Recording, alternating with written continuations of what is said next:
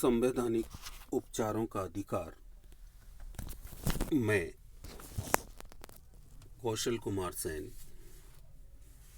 Assistant professor political science, Babu Shobharam government arts college Alwar. मौलिक अधिकारों के इस अंक में हम संवैधानिक उपचारों के अधिकार का अध्ययन करेंगे।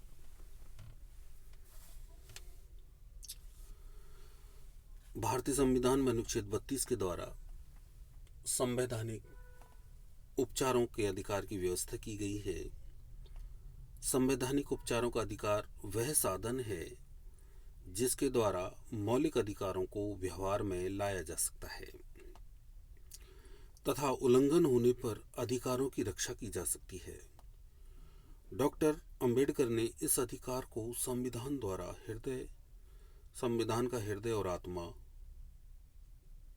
कहा है। इसके अंतर्गत प्रत्येक नागरिक को यह अधिकार प्राप्त है कि वह अपने मौलिक अधिकारों के उल्लंघन की स्थिति में सीधे उच्चतम न्यायालय अथवा उच्च न्यायालय जा सकता है। उच्चतम न्यायालय अथवा उच्च न्यायालयों द्वारा मौलिक अधिकारों को लागू करवाने हेतु सरकार को आदेश एवं निर्देश दिया जा सकता है। संविधान में मौलिक अधिकारों का संरक्षक उच्चतम न्यायालय तथा उच्च न्यायालयों को बनाया गया है। इसकी अवहेलना होने पर उच्चतम न्यायालय अनुच्छेद 32 के तहत एवं उच्च न्यायालय अनुच्छेद 226 के तहत रिट अर्थात याचिका जारी कर सकते हैं, जो निम्न है।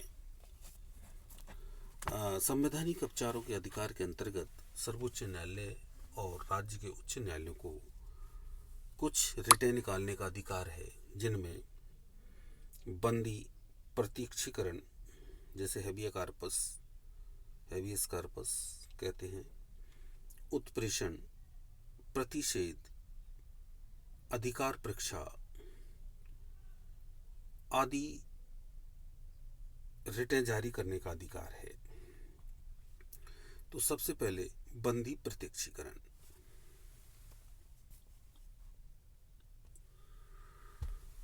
बंदी प्रत्यक्षीकरण व्यक्तिगत स्वतंत्रता के लिए यह लेख सर्वाधिक महत्वपूर्ण है। यह उस व्यक्ति की प्रार्थना पर जारी किया जाता है जो यह समझता है कि उसे अवैध रूप से बंदी बनाया गया है।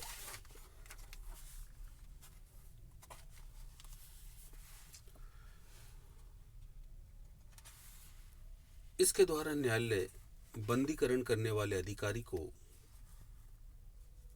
को आदेश देता है कि वह बंदी बनाए गए व्यक्ति को निश्चित समय और स्थान पर उपस्थित करे, जिससे न्यायालय बंदी बनाए जाने के कारणों पर विचार कर सके। दोनों पक्षों की बात सुनकर न्यायालय इस बात का निर्णय करता है कि नजरबंदी वैध है या अवैध, और यदि अवैध होती है तो न्यायालय बंदी को फौरन मुक्त करने की आज्ञा दे देता है। इस प्रकार अनुचित एवं गैर कानूनी रूप से बंदी बनाए गए व्यक्ति बंदी प्रत्यक्षीकरण लेख के आधार पर स्वतंत्रता प्राप्त कर सकते हैं। विद्यार्थी समझ गए होंगे कि ऐसा यदि कोई व्यक्ति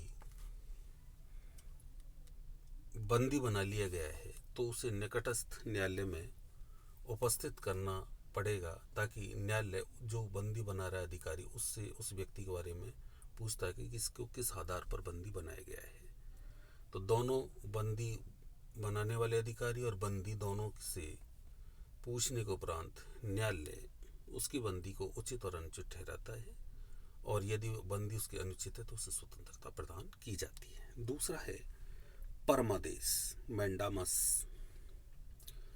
न्यायालय द्वारा परमादेश तब जारी किया जाता है जब न्यायालय को यह लगता है कि कोई सार्वजनिक पदाधिकारी, न्यायालय अथवा निगम अपने कानूनी एवं संवैधानिक दायित्वों का पालन नहीं कर रहा है एवं इससे किसी व्यक्ति का मौलिक अधिकार प्रभावित हो रहा है। इस प्रकार का आदेश न केवल व्यक्तियों एवं संस्थाओं वरन सरकार एवं अधीनस्थ न्यायालयों के विरुद्ध भी जारी किया जा सकता है। इस प्रकार जब कोई ऐसा कार्य करता है तो उसके अधिकार क्षेत्र इस प्रकार जब कोई ऐसा कार्य करता है जो उसके अधिकार क्षेत्र के बाहर है, तब भी न्यायालय द्वारा उस पर रोक लगाई जा सकती है। परमादेश एक प्रकार के न्यायालय का आदेश है। यह लेख उस समय जारी किया जाता है जब कोई पदाधिकारी अपने सार्वजनिक कर्तव्य का निर्वाह नहीं करता है। इस प्रकार के आज्ञा पत्र के आधार पर पदाधिकारी को उसके कर्तव्य पालन करने का आदेश जारी किया जाता है। तीसरा है प्रतिषेध या इससे पहले उत्प्रेषण।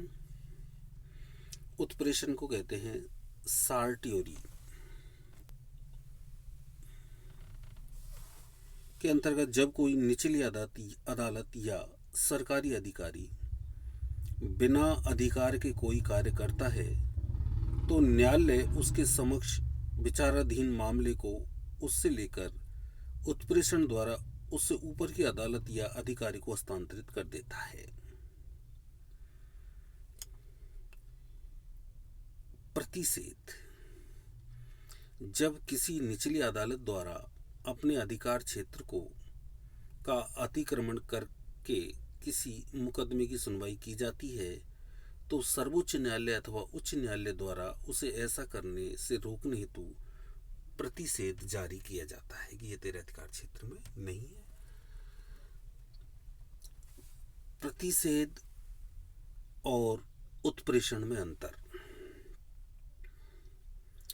प्रतिषेध एवं उत्प्रेषण के लेख में मूल अंतर यह है कि प्रतिषेध तब जारी किया जाता है जब न्यायिक प्रक्रिया चल रही हो, तो उसको कहा जाता है कि सो रोक के मेरे पास भेजो, अर्थात उच्च न्यायालय में भेजो। जबकि उत्प्रेषण का लेख उस समय जारी किया जाता है जब किसी मामले में निर्णय दिया जा चुका है। अंतिम रिट याचिका अधिकार परीक्षा। जब कोई व्यक्ति ऐसे पदाधिकारी के रूप में कार्य करने लगता है जिसके रूप में कार्य करने का उसे वैधानिक रूप से अधिकार नहीं है,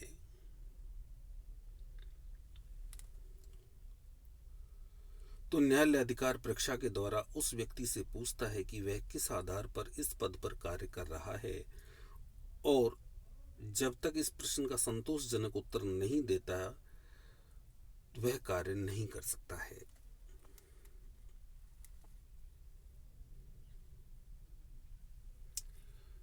अधिकार परीक्षा अर्थात उस अधिकारी से पूछना कि वह किस अधिकार के तहत अपने कार्य का निर्वहन कर रहा है। जैसे सर्वोच्च न्यायालय अथवा उच्च न्यायालयों द्वारा तब जारी की जाती है जब किसी व्यक्ति द्वारा अवैधानिक रूप से कोई सार्वजनिक पद ग्रहण किया जाता है। न्यायालय इस लेख द्वारा संबंधित व्यक्ति को पद छोड़ने का आदेश दे सकता है। सशस्त्र बल एवं मौलिक अधिकार। अनुच्छेद 35।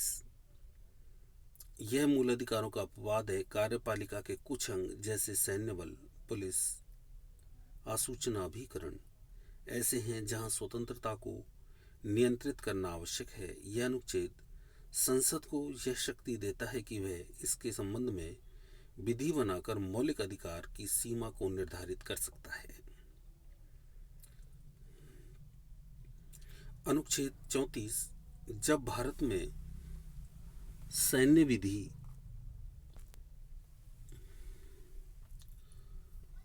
कहीं भी सैन्य विधि अर्थात मार्शल लॉ लागू हो तो संसद को यह शक्ति है कि वह मौलिक अधिकारों पर प्रतिबंध लगा दे।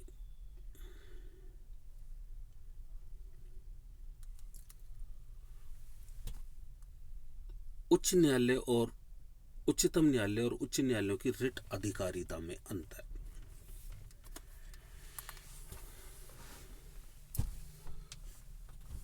उच्चतम न्यायालय और उच्च न्यायालयों से निम्न प्रकार भिन्न है। उच्चतम न्यायालय केवल मूल अधिकारों के क्रियान्वयन को लेकर रिट जारी कर सकता है, जबकि उच्च न्यायालय इनके अतिरिक्त किसी और उद्देश्य के लिए भी रिट जारी कर सकता है। इस तरह उच्चतम न्यायालय के रिट संबंधी न्यायिक अधिकार उच्च न्यायालयों से कम विस्तृत हैं। उच्चतम न्यायालय किसी एक व्यक्ति या सरकार के विरुद्ध रिट जारी कर सकता है, जबकि उच्च न्यायालय सिर्फ संबंधित राज्य के व्यक्ति या अपने क्षेत्र के राज्य को, या यदि मामला दूसरे राज्य से संबंधित हो तो उसके खिलाफ रिट जारी कर सकता है। अनुच्छेद 32 के अंतर्गत उपचार अपने आप में मूल अधिकार है। जो संवैधानिक उपचारों का अधिकारी अपने आप में मूल अधिकार है, इसलिए उच्चतम न्यायालय अपने रिट न्याय क्षेत्र को नकार नहीं सकता।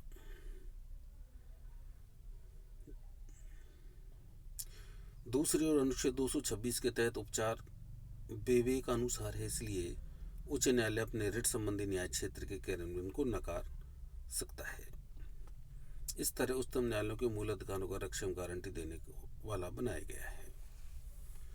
इस प्रकार यह संवैधानिक अधिकारों, संवैधानिक उपचारों का अधिकार था जिसका अध्ययन हमने किया। धन्यवाद।